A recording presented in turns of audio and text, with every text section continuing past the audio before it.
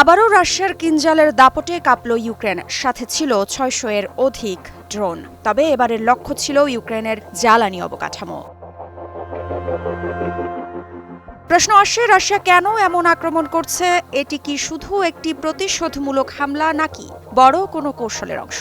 আর Ukraine কি সামলাতে পারবে এই তাণ্ডব?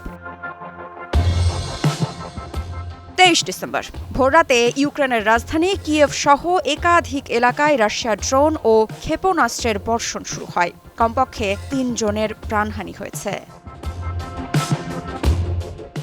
এই হামলার ঠিক একদিন আগে মস্কোর কেন্দ্রে গাড়ি বোমা বিস্ফোরণে নিহত হন এক রাশিয়ান জেনারেল। অনেক বিশ্লেষক মনে করছেন এই হামলা হতে পারে প্রতিশোধের প্রতিক্রিয়া। তবে শুধু প্রতিশোধ নয়, এটি কি আসলে বড় সামরিক কৌশলের অংশ?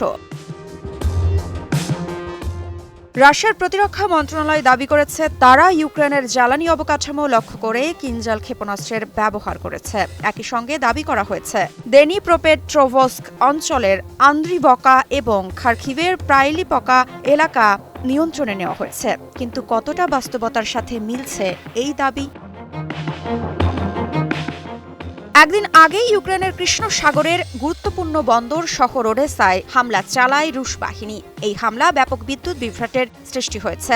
হামলার ফলে একটি বড় বন্দরে আগুন লাগে এবং হাজার হাজার মানুষ বিদ্যুৎহীন হয়ে পড়ে। ২২ ডিসেম্বর গভীর রাতের এই হামলায় জাহাজ ও বন্দর এলাকা কিছু স্থাপনা ক্ষতিগ্রস্ত হয়। আঞ্চলিক গভর্নর ওলেগ কিপার জানান, এটি ২৪ ঘন্টার মধ্যে ওডেসা অঞ্চলে দ্বিতীয় হামলা। তিনি বলেন, হামলার পর জরুরি সেবা সংস্থাগুলো পরিস্থিতি নিয়ন্ত্রণে কাজ করছে।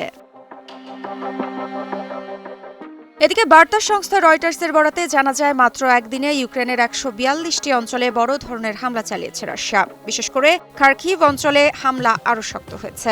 কিন্তু যুদ্ধ একপক্ষীয় নয়, ইউক্রেনও বসে নেই। রাশিয়ার দিকে ৭৬টি আত্মঘাতী ড্রোন ছুড়েছে ইউক্রেনের সামরিক বাহিনী। মৃত্তিকা সিনহা বিশ্বাস, নিউজ 24।